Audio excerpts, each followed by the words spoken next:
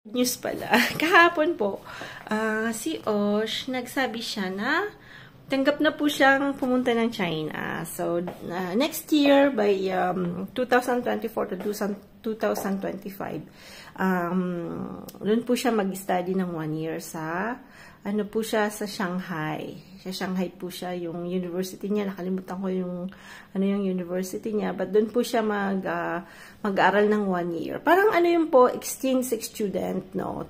Pagka gano'n naman po, wala naman po silang tuition fee kasi parang, ang tawag doon ay parang, may mga taga-China din na pupunta dito sa France. But the only thing is that we have to find yung yung apartment niya doon. So, yun, baka may mga Pilipina pong nasa Shanghai na po na nagbablog na nanonood po, or may mga kakilala po kayo na nasa China na mga Pilipina po. So, sana naman po, sabihan niyo na lang po ako, no? Kasi, syempre, medyo mahirap din pong, ewan ko kung yung school tutulungan kaming maghanap ng apartment na doon, or sabi ko nga sa kanya, ask niya yung mga dating old students na pumunta last year kung paano nila nakahanap ng nung mga apartment na po. So, ayan. So, marami pa rin pong papers na kailangan siya. So, she needs to apply visa. Marami pong mga kailangan pa rin papers na Pero na-accept po siya kasi dapat po mataas yung grades mo pagka pupunta ka po sa ibang country na po. So, yun. Tanggap na siya. Then after, yun naman, pag nandito ka sa France, may mga help po. Yung region, bibigyan po sila ng help. May help po yung government pagka ganon. So, at least, syempre, pagka parents ka, syempre, pag-aalis ng ganyan, madami ding gastusin na po. So, yun, may mga help. So, kailangan ikaw pa rin yung maglalakad ng papers para ma-obtain mo yung help na yon. So, titingnan namin kung paano po yung mga processing na para ma-obtain yung help sa French government na po. So, yun. Tapos naman, si Sam, di ba gusto niya pong mag-aral sa Quebec. So, we will have the news this March. Pero ang ginawa po ni Sam, in case na hindi po siya matanggap doon, at least meron pa rin po siyang, kumbaga, pag hindi siya natanggap sa Quebec, pwede siyang mag-aral sa ibang place. So, dito siya po mag-aaral sa France in case na hindi siya matanggap po sa Quebec na po. May mga school na po siyang tiningnan. So, gusto niya po kasi about marines na po, tungkol everything about the sea, yun po yung gusto ni Sam. So, titingnan natin. Medyo, syempre kasi si Sam medyo bata pa po. So, the thing is, syempre hindi pa masyadong matured kung anong gusto niyang gagawin. Ayaw niya na po yung long studies na ginagawa ni Osh. Kasi si Osh, it's really a long study kung magmamasters po siya ng Chinese. So, talagang maduguan na pag-aaral. Sam naman, alam mo na naman, lalaki. Ayaw niya. Sabi niya, gusto ko, kumita lang ako ng pera. Ayan, mahina ko. Diyos ko naman kakutong to. So, sayang nga kasi syempre dito sa France, libre po yung pag-aaral, no? Meron din mga private school, pero kung may choice ka, it's free. Ang babayaran niyo lang po yung mga apartments, yan, yung pamasahe nila, yung ganun-ganun. Pero yung sa school, wala pong bayad yon. So, parang mayroon din, konti lang yung bayad, yung parang free lang, yung entrance lang nila, no po, na parang it's like 180 euro. Pero wala talaga yung tuition na, like, other countries na may babayaran kang 10,000 or something. So, here, no. So, yun po yung maganda. Pagka French citizen ka na po. Tapos, meron din po sila yung mga, may mga student pong galing sa ibang bansa na po. So, ewan ko, alam ko wala din silang tuition. Kasi yung friend sayang nga hindi ko po na-videohan yung friend niya kasi nahiya naman po ako. Yung friend ni Osh na pumunta dito na po, she is from Vietnam na po. So, dito po siya nag-aaral. But I don't think na meron siyang tuition fee. Meron pa nga siyang help from the government for the apartment na po, yung pagbabayad sa apartment. So, ang lang, no, kung paano yung mga papers, paano ka makapunta dito as a student na po. Yun lang yung hindi ko alam kung gano'ng gagawin kung hindi ka po French citizen na po. Kasi siya Vietnam, doon talaga siya sa Vietnam. But she's studying here. So, meron mga ganon-ganon. So, ayan.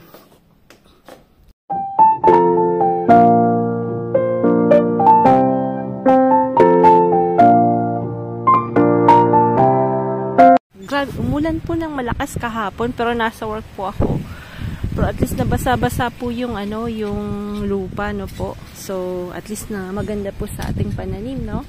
So today wala akong pasok, kaya lang tingnan niyo po kung gaano kahangin, sobrang hangin. Yun lang po yung mahirap dito sa lugar namin. May time pong sobrang lakas ng hangin. So pagka ganyan po, ang lamig. Minsan po yung galing sa dagat, hindi siya malamig. Pero pagka galing po sa mountain, dahil yung mountain po may snow, ang lamig po ng hangin. So pagka ganyan po, wala ka tayong magagawa. Wala kang, syempre, sa bahay ka na lang kasi syempre, mga tawayo rin sa hangin. Kasi syempre sobrang lamig po. Yung kamay pag winter, naninigas. Kaya po may gloves po ako. Palagay po ako ng bonnet. So, sayang nga po kasi gusto ko sana pong magtanim ng mga kung ano-ano na po. At yung mustasa nga tumutubo na. Ayan na po siya, oh. So, nagtanim tayo ulit doon sa kabila. So, kanina po kumuha ako ng mix kasi magsasabaw po kami dalawa ni Frank. Para mamaya po magsusup kami ulit. Yan lang po kami po ulit yung pinakain namin. Ayan. Tapos ito, yung sayote. Yan. Wala tayong magagawa. Ganyan talaga.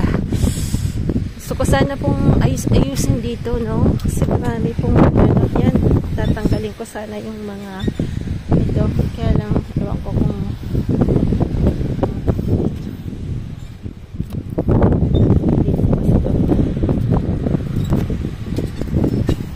didiligan pag ngayon talagang lumakas yung ulan, ganda-ganda po yung soil natin. Yan, ganda.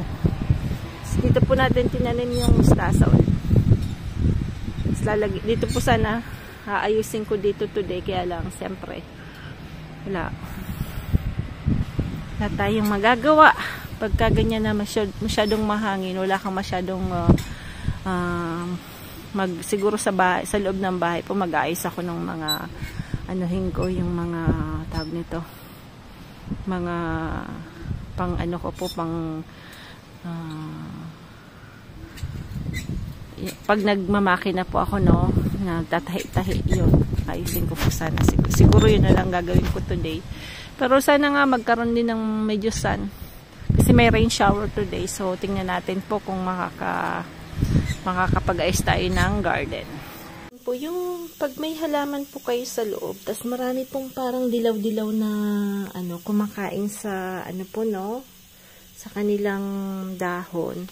Minsan po yung parang tas hindi yan po mamumulaklak. Kinakain po nila yung mga ayan, lalagyan nyo po lang, bibili po kayo ng ganito. Tas lalagyan nyo po lang ng sabon. At i-spray nyo lang po yan, no? Mamamatay na po yan, yung parang dilaw-dilaw na yan na kumakain sa halaman, no po. Kasi, yun po yung mga bagay-bagay pagka, ayan, ito. Nakita nyo po yan, yan. Yan po. Yan po yung bagong supang, yun po yung inaatake nila. So, ang gagawin nyo po, i-sprayhin nyo lang po yung, bibili lang po kayo ng pang-spray. Yung mumurahin lang. Binili ko lang to ng 1 euro something na po. Yan. Sprayhan nyo lang po yan. Tas, mamamatay na po yan. Kasi kung hindi, lahat po yan madidilaw. Tas, yung halaman nyo po, hindi naman sa, kaya lang hindi aasenso po yung halaman. Ito namang, natin, bougainvillea. Yan, ang gagawin po natin. I-sprayhan ko lang po yan, no? Sprayhan lang natin. Tapos, aanihin mo lang yan. Yan. Mamatay na po yan. Kasi pag hindi nyo po yan tinanggal, hindi po yan, itong stems na to, hindi po yan lalago. Medyo, yan po yung mga kalaban natin na po. Yung mga yan. Ang ina-atake niyan yung mga patubong bulaklak. Ano po to? Yung hoya po to, no? So, si Ate Clouds po, may dinala din nito sa Canada. Yan po yung mga halaman na linagay ko dito kasi hindi po pwedeng sa labas ng bahay. Dahil namamatay po sila yung itong mga halaman na yan. namamatay po sila sa labas. So, pinasok ko po. Namulaklak. Sa labas may namulaklak din. Siguro sa nainitan po siya gawa ng chimney natin na po kasi nandito lang yung chimney. So, ayan, medyo gumanda na po sila. Ito po, pahaba na ng pahaba. Galing po ito yung sa stepsister ko na po. Nilalan ni ma'am nung December. Tapos dito din nilagyan ko din dito ng spider plant. Yung spider plant po, ang kagandahan ng spider plant, inaano niya po yung pollution sa loob ng bahay. Yan po yung mga magaganda sa loob ng bahay. Yung spider plant, yung aloe vera din po, maganda rin po siya sa loob ng bahay. Yan. Marami po kasing halaman na maganda sa loob. Tsaka marami din pong halaman na magaganda pero toxic sa loob ng bahay. So, titingnan nyo lang po, ask Mr. Google na po kasi yun po yung titingnan na lang po yung mga yung mga halaman na toxic sa mga bata kasi may mga halaman po na yung leaves is very harmful. Ayan. So, titingnan nyo na lang po yan. Sana, kaya lang sobrang lamig ng hangin. Ito, magsusupo kami, pre-pressure cooker ko na lang po kasi para mabilis lumambot. Tapos ito po yung galing sa garden na po na leeks na po. Lalagay po natin yan. At tingnan nyo po tong bonsai na, ito po is one of my favorite plant. Ganda po siya na halaman na po. Yan po yung marami pong mga store na mga Chinese store. Nilalagay po yan sa store kasi ano po siya, yung tawag nila is lucky plant. Ayan. Ayan. Ang tawag niyan sa Reunion is plant asu. It's a money plant. So, yan po. Marami din po nito sa Pilipinas. Kaya lang, hindi na lang po nito si mama. Hindi siya nabuhay. Sayang nga po kasi siyempre, gusto ko po sanang ito kasi pag linagay niyo po yan sa lupa, lumalaki po siya. Ang ganda niya po. So, next time magdadala po ako ulit niyan. Tatanim ko kay mama. Ayaw niya kaya lang, ayaw niyang babad sa tubig Kasi ano po siya, parang cactus, parang family ng cactus na walang tinik-tinik na po. So, hindi po siya pwedeng mababad sa tubig na po. Gumawa tayo ng radish. Baka may radish pa. Ang panlagay natin sa ayan.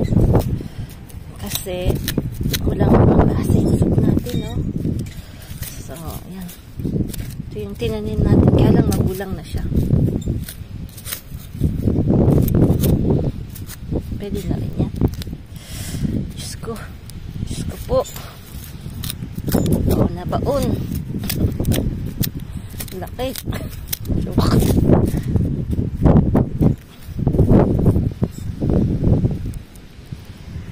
Naku, ang liit. Laki.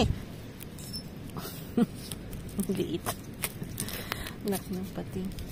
Ayaw yatang pakain ito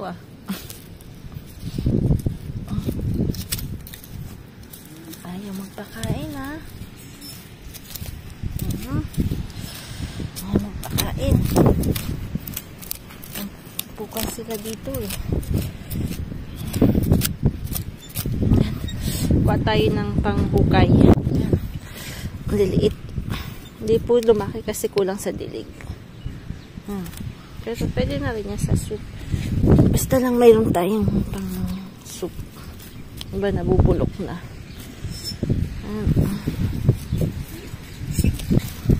Ay, ito.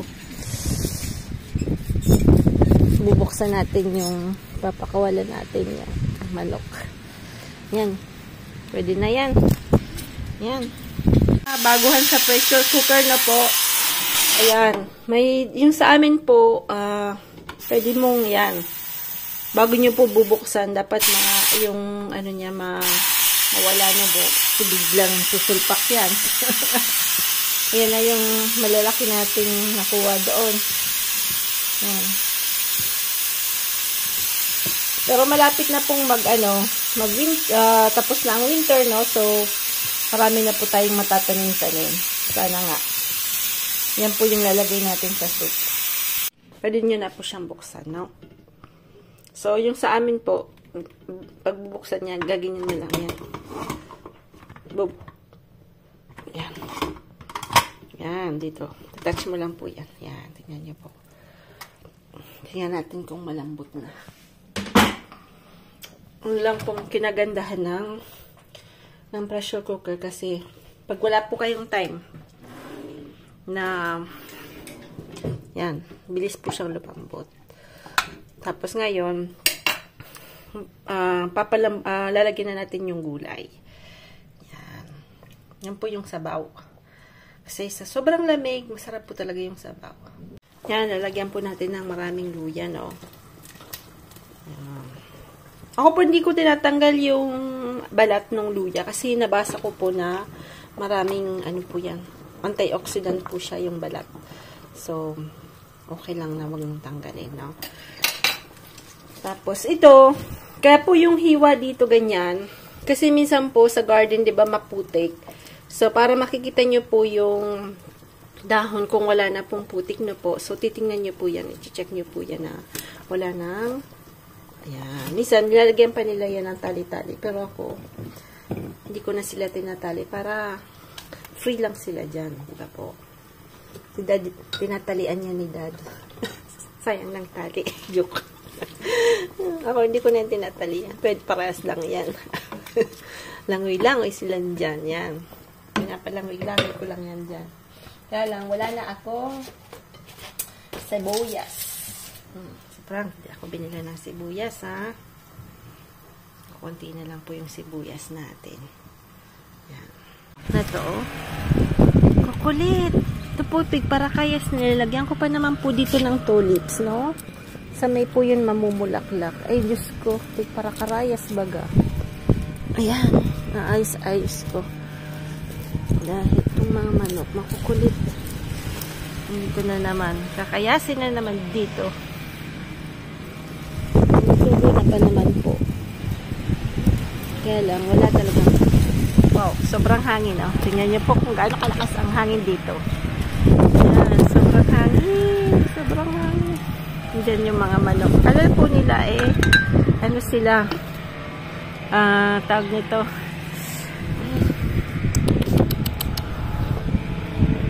Dito rin, yung mga dahlia. Para karayas din nila yung dahlia. Sayang. Makukulit talaga to eh. Sobrang makukulit.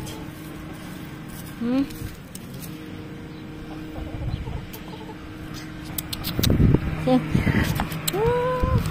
Kulit eh. Kulit.